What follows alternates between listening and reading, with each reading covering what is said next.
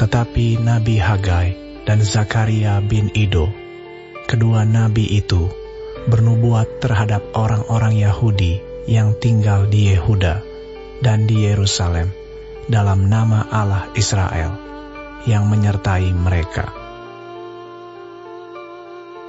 Pada waktu itu mulailah Zerubabel bin Sealtiel dan Yesua bin Yozadak membangun rumah Allah yang ada di Yerusalem. Mereka didampingi dan dibantu oleh nabi-nabi Allah.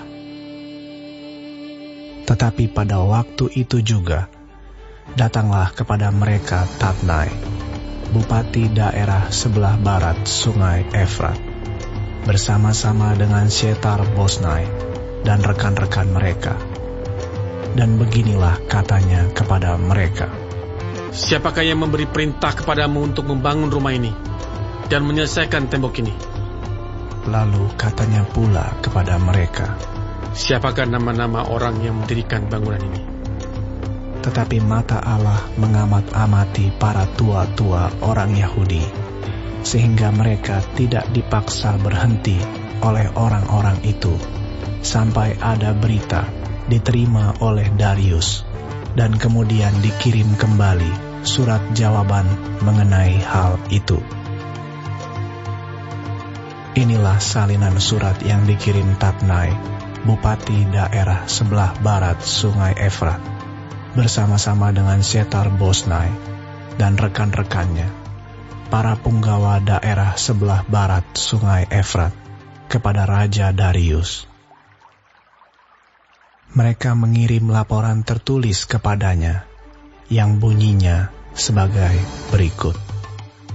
Kehadapan Raja Darius, salam sejahtera. Kiranya Raja maklum bahwa kami datang ke daerah Yehuda, ke rumah Allah yang maha besar. Rumah itu sedang dibangun dengan batu yang besar-besar, sedang dindingnya dilapis dengan kayu, dan pekerjaan itu dikerjakan dengan saksama dan berjalan lancar di tangan mereka. Kemudian kami menanyai para tua-tua itu, dan beginilah kata kami kepada mereka, "Siapakah yang memberi perintah kepadamu untuk membangun rumah ini dan menyelesaikan tembok ini?" Lagi pula kami tanyakan kepada mereka nama-nama mereka untuk memberitahukannya kepada tuanku dengan mencatat nama orang-orang yang mengepalai mereka. Inilah jawaban yang diberikan mereka kepada kami. Kami adalah hamba-hamba Allah semesta langit dan bumi, dan kami membangun kembali rumah yang telah didirikan bertahun-tahun sebelumnya, didirikan dan diselesaikan oleh seorang Raja Israel yang agung. Tetapi sesudah nenek moyang kami membangkitkan murka Allah semesta langit, mereka diserahkannya ke dalam tangan Nebukadnezar, Raja negeri Babel, orang Kasdim yang merusak rumah itu, dan mengangkut bangsa itu sebagai tawanan ke negeri Babel. Akan tetapi pada tahun pertama zaman Kores, Raja negeri Babel, dikeluarkanlah perintah oleh Raja Kores untuk membangun rumah Allah ini. Juga perlengkapan emas dan perak dari rumah Allah yang telah diambil oleh Nebukadnezar dari bait suci yang di Yerusalem dan dibawa ke dalam bait suci yang di Babel, diambil pula oleh Raja Koresi dari bait suci yang di Babel itu, dan diserahkan kepada seorang yang bernama Sesbazar yang telah diangkatnya menjadi bupati. Perintahnya kepadanya, "Ambillah perlengkapan ini, pergilah dan taruhlah itu di dalam bait suci yang di Yerusalem, dan biarlah rumah Allah dibangun di tempatnya yang semula." Kemudian datanglah Sesbazar meletakkan dasar rumah Allah yang ada di Yerusalem. Dan sejak waktu itu sampai sekarang dikerjakanlah pembangunannya, hanya belum selesai. Oleh sebab itu, jikalau dianggap baik oleh raja, maka hendaklah diadakan penyelidikan di dalam gedung perbendaharaan raja.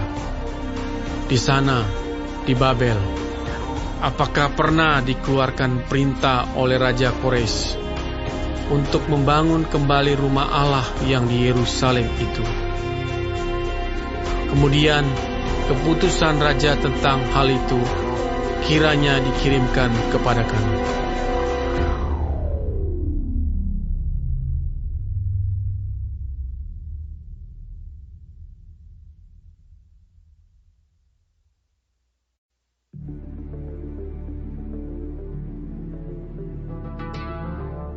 Sesudah itu, atas perintah Raja Darius, diadakanlah penyelidikan di perbendaharaan di Babel, di tempat naskah-naskah disimpan. Kemudian di Ahmeta, benteng yang di provinsi Media, didapati sebuah gulungan yang isinya sebagai berikut. Piagam. Pada tahun pertama zaman Raja Koresi, dikeluarkanlah perintah oleh Raja Koresi mengenai rumah Allah di Yerusalem. Rumah itu haruslah dibangun kembali sebagai tempat orang mempersembahkan korban sembelihan dan korban api-apian. Haruslah tingginya 60 hasta dan lebarnya 60 hasta.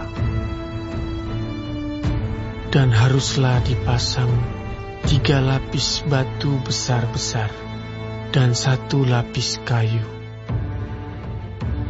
Biayanya harus dibayar dari perbendaharaan kerajaan.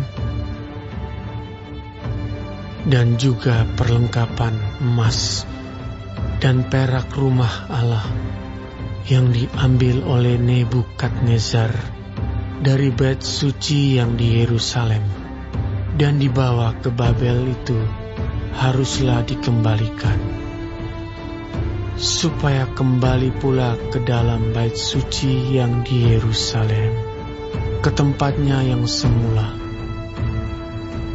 Dan engkau haruslah menaruhnya di dalam rumah Allah. Oleh sebab itu, hai Tatnai, bupati daerah seberang sungai Efrat, dan Syetar Bosnai serta rekan-rekanmu, para punggawa daerah seberang sungai Efrat, hendaklah kamu menjauhkan diri dari sana.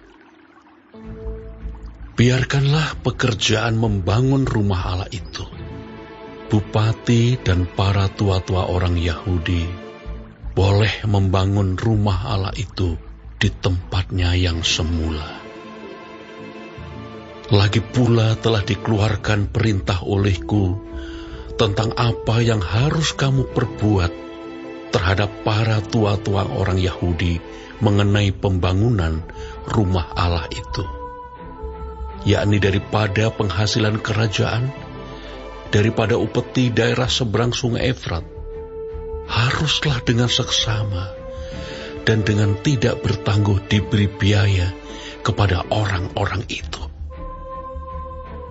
Dan apa yang diperlukan, yakni lembu jantan muda, domba jantan, anak domba untuk kurban bakaran bagi Allah semesta langit, juga gandum, garam, anggur dan minyak, menurut petunjuk para imam yang di Yerusalem, semuanya itu harus diberikan kepada mereka hari demi hari tanpa kelalaian, supaya mereka selalu mempersembahkan korban yang menyenangkan kepada Allah semesta langit dan mendoakan raja serta anak-anaknya. Selanjutnya, telah dikeluarkan perintah olehku supaya setiap orang yang melanggar keputusan ini akan dicabut sebatang tiang dari rumahnya untuk menyulahkannya pada ujung tiang itu, dan supaya rumahnya dijadikan reruntuhan oleh karena hal itu. Maka Allah yang sudah membuat namanya diam di sana, biarlah ia merobohkan setiap raja dan setiap bangsa yang mengacungkan tangan untuk melanggar keputusan ini dan membinasakan rumah Allah yang di Yerusalem itu. Aku, Darius, yang mengeluarkan perintah ini, hendaklah itu dilakukan dengan seksama. Kemudian Tatnai, bupati daerah sebelah barat sungai Efrat, Setar-Bosnai, dan rekan-rekan mereka berbuat dengan seksama menurut apa yang diperintahkan Raja Darius. Para tua-tua orang Yahudi melanjutkan pembangunan itu dengan lancar, digerakkan oleh nubuat Nabi Hagai dan Nabi Zakaria bin Ido. Mereka menyelesaikan pembangunan menurut perintah Allah Israel dan menurut perintah Koresi, Darius, dan Artasasta, raja-raja negeri Persia. Maka selesailah rumah itu pada hari yang ketiga bulan Adar, yakni pada tahun yang ke-6 zaman pemerintahan Raja Darius. Maka orang Israel, para imam, orang-orang Lewi, dan orang-orang lain yang pulang dari pembuangan, merayakan pentahbisan rumah Allah ini dengan sukaria. Untuk pentahbisan rumah Allah ini, mereka mempersembahkan lembu jantan 100 ekor, domba jantan 200 ekor, dan anak domba 400 ekor, juga kambing jantan sebagai korban penghapus dosa bagi seluruh orang Israel 12 ekor, menurut bilangan suku Israel. Mereka juga menempatkan para imam pada golongan-golongannya dan orang-orang Lewi pada rombongan-rombongannya untuk melakukan ibadah kepada Allah yang diam di Yerusalem, sesuai dengan yang ada tertulis dalam kitab Musa.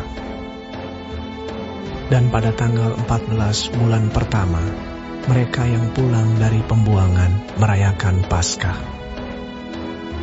Karena para imam dan orang-orang Lewi bersama-sama mentahirkan diri, sehingga tahirlah mereka sekalian. Demikianlah mereka menyembelih anak domba Paskah bagi semua orang yang pulang dari pembuangan dan bagi saudara-saudara mereka, yakni para imam, dan bagi dirinya sendiri. Orang-orang Israel yang pulang dari pembuangan memakannya, dan demikian juga setiap orang yang memisahkan diri dari kenajisan bangsa-bangsa negeri itu, lalu menggabungkan diri kepada mereka untuk berbakti kepada Tuhan Allah Israel. Lagi pula mereka merayakan hari raya roti tidak beragi dengan sukacita 7 hari lamanya, karena Tuhan telah membuat mereka bersukacita. Ia telah memalingkan hati raja negeri Asyur kepada mereka, sehingga raja membantu mereka dalam pekerjaan membangun rumah Allah, yakni Allah Israel.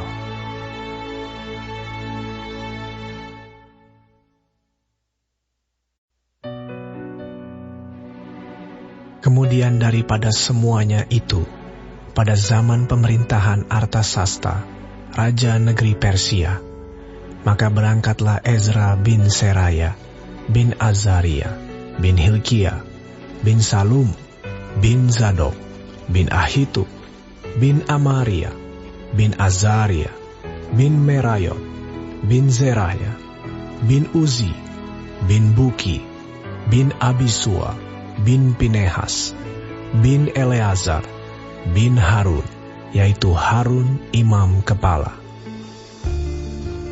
Ezra ini berangkat pulang dari Babel. Ia adalah seorang ahli kitab, mahir dalam Taurat Musa yang diberikan Tuhan. Allah Israel. Dan raja memberi dia segala yang diingininya, oleh karena tangan Tuhan Allahnya melindungi dia. Juga berangkat pulang ke Yerusalem beberapa rombongan orang Israel dan imam, orang Lewi, penyanyi, penunggu pintu gerbang, dan budak di bait Allah pada tahun ke-7 zaman Raja Artasasta. Lalu tibalah ia di Yerusalem pada bulan ke-5, yakni pada tahun ke-7 zaman raja itu. Tepat pada tanggal 1 bulan pertama, ia memulai perjalanannya pulang dari Babel. Dan tepat pada tanggal 1 bulan ke-5, ia tiba di Yerusalem, oleh karena tangan murah Allahnya itu melindungi dia. Sebab Ezra telah bertekad untuk meneliti Taurat Tuhan dan melakukannya, serta mengajar ketetapan dan peraturan di antara orang Israel. Inilah salinan surat yang diberikan Raja Artasasta kepada Ezra, imam dan ahli kitab itu, yang ahli dalam perkataan segala perintah dan ketetapan Tuhan bagi orang Israel. Artasasta, raja segala raja, kepada Ezra, imam dan ahli Taurat Allah semesta langit dan selanjutnya. Maka sekarang, olehku telah dikeluarkan perintah bahwa setiap orang di dalam kerajaanku, yang termasuk orang Israel awam, atau para imamnya, atau orang-orang Lewi, dan yang rela pergi ke Yerusalem, boleh turut pergi dengan engkau.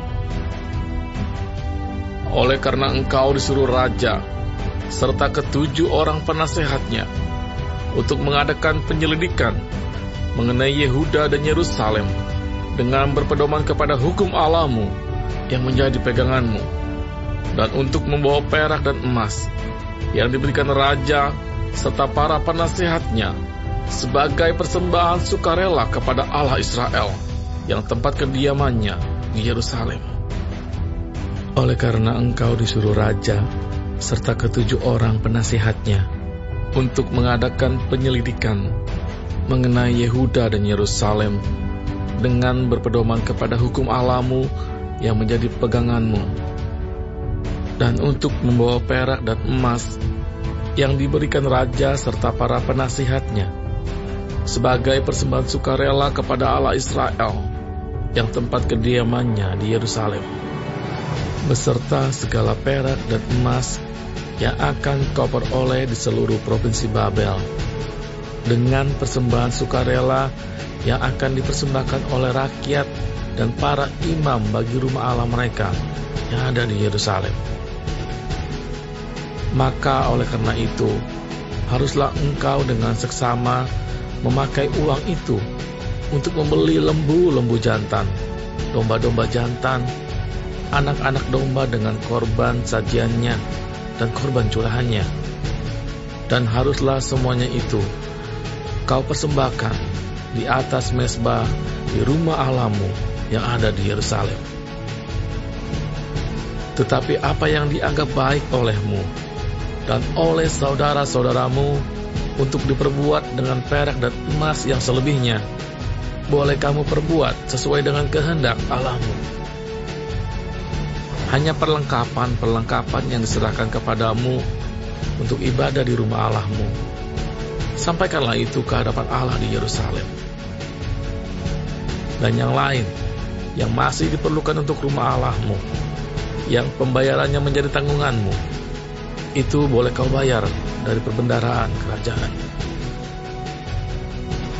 Kemudian aku, Raja Artasasta, telah mengeluarkan perintah kepada semua bendahara di daerah seberang Sungai Efrat, begini: segala yang diminta daripadamu oleh Imam Ezra, ahli Taurat Allah semesta langit, haruslah dilaksanakan dengan seksama, dengan memakai perak sampai jumlah 100 talenta, gandum sampai jumlah 100 kor, anggur sampai jumlah 100 bat, minyak sampai jumlah 100 bat, dan garam tidak terbatas.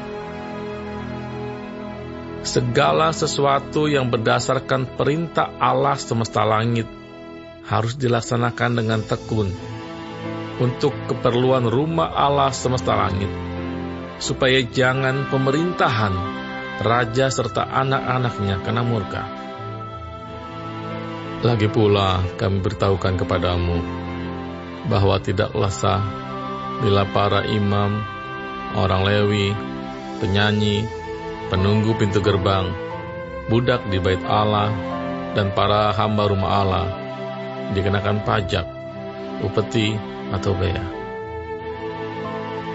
Maka engkau, hai Ezra, angkatlah pemimpin-pemimpin dan hakim-hakim sesuai dengan hikmat Allahmu yang menjadi peganganmu, supaya mereka menghakimi seluruh rakyat yang diam di daerah seberang sungai Efrat, yakni semua orang yang mengetahui hukum Allahmu dan orang yang belum mengetahuinya, haruslah kau ajar.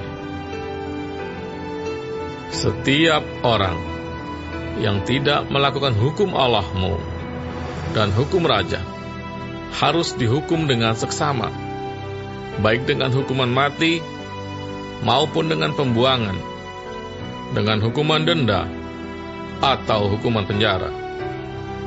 Terpujilah Tuhan, Allah nenek moyang kita, yang dengan demikian menggerakkan hati raja, sehingga ia menyemarakkan rumah Tuhan yang ada di Yerusalem, dan membuat aku disenangi oleh raja dan penasihat-penasihatnya, serta segala pembesar raja yang berkuasa. Maka aku menguatkan hatiku, karena tangan Tuhan Allahku melindungi aku, dan aku menghimpunkan dari antara orang Israel beberapa pemimpin untuk berangkat pulang bersama-sama aku.